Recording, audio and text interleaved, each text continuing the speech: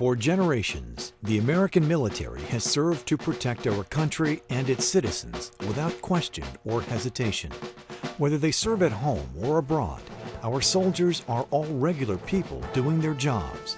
Their stories are many, but there is one particular group of soldiers whose story began during a crucial moment in history, when they were brought together to serve their country half a world away. The 1st Division was formed in June of 1917 for World War I. The regiments that were brought together to form the 1st Division had been on the Texas-Mexican border because of the crisis there. The War Department telegraphed our commanders to send 6 regiments immediately to Hoboken, New Jersey for deployment to France. Those regiments assembled on June 8, 1917, were designated as the 1st Division, and were sent to France to fight on the Western Front.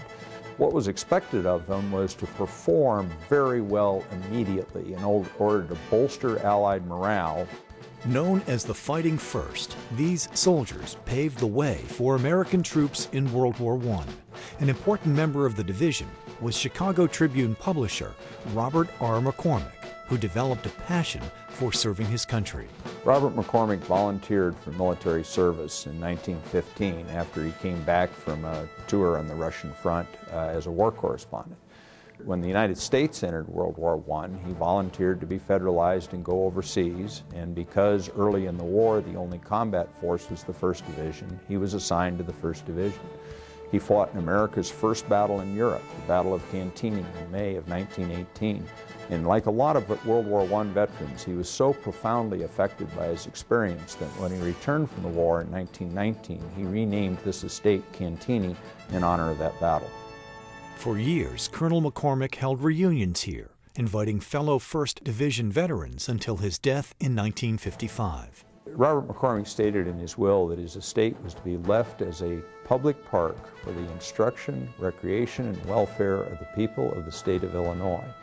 His first Board of Trustees decided to put the 1st Division Museum here because there was no institution, save only the Chicago Tribune, as close to McCormick's heart as the 1st Division of the U.S. Army. And so the museum is here to carry on that tradition of honoring all of our veterans through the story of the 1st Division. From the Battle of Cantigny to the beaches of Normandy, through the jungles of Vietnam, into the sands of the Gulf War, lifelike exhibits have been created to help visitors understand and appreciate the impact our military has made in all of our lives. To read about the personal stories as I walk through the exhibits, and to learn about what it was to be a soldier during the Revolutionary War, during the Civil War, during World War I and World War II, to just take those experiences and those lessons learned and be able to apply it as I'm relating to soldiers, as I'm leading them, but also to just have that big picture idea of, okay, I'm a soldier, but I'm a soldier of an army that's been around for a long time and has a lot of things that we can learn from. And one of the really exciting things that has happened as a byproduct of encouraging our students to come here or bringing them here on a field trip is that they actually go home and talk to their families, and they find out some of the war stories that they never knew existed in their own families. Some of our kids, their parents were in Vietnam, and they connect in a whole new way than they did before. As past generations of American soldiers help pave the way to a better future, museums stand as guardians of their stories, helping to ensure that new generations learn of the military's role in our country's history. The mission of the 1st Division Foundation and the 1st Division Museum is to preserve the history of the 1st Infantry Division and present it to the public in order to promote public understanding about America's military heritage and affairs. And that's a multidimensional mission. On the one hand, we certainly honor the patriotism and sacrifices of all America's veterans by telling one compelling story of their service, the story of the 1st Division from 1917 to the present day. But we do that to show our fellow citizens who are visiting here the sacrifices that have been made in their name and the service of their fellow citizens in uniform. And we hopefully suggest to them that we, the people, remain responsible in this democracy for the profound issues of war and peace, in who serves in our military and what our service people experience and how they're treated when they come home. Nestled among the tall trees of Cantigny Park, the 1st Division Museum is home to one of the finest military museums in America.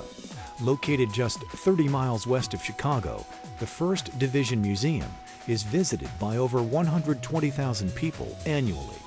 Each exhibit has been meticulously crafted to look so real, you'll wonder if you've stepped back in time and onto battlefields in places like Cantigny, France, the inspiration of Colonel Robert R. McCormick's vision when he turned his estate over to the public as a place of education and tribute. And in keeping with his wishes, the 1st Division Museum maintains close ties with the veterans who have faithfully served our country. They made this history, and this is their story, and we want them to believe that we have it right. So we have a very rich and broad relationship with our veteran community. And what we're trying to do here is honor the patriotism and service of all of our veterans by focusing on this one group of veterans, those who have served in the 1st Division. I have had the opportunity to bring fellows that I served with here, and they are just blown away by it. They did not know it existed. And so I think it would be wonderful in the healing process to come and witness what is preserved for them here. I hope the general public walks away from here with a number of things. I hope they walk away from here with profound respect for the sacrifices our service people have made in the past. I hope they walk away from here with a profound sense of responsibility for our own participation in the nation's defense, whether it's in uniform or just as voting and concerned citizens. And I hope they walk away from here inspired by what some of our soldiers have been able to do and more mindful of their own duties and responsibilities as citizens.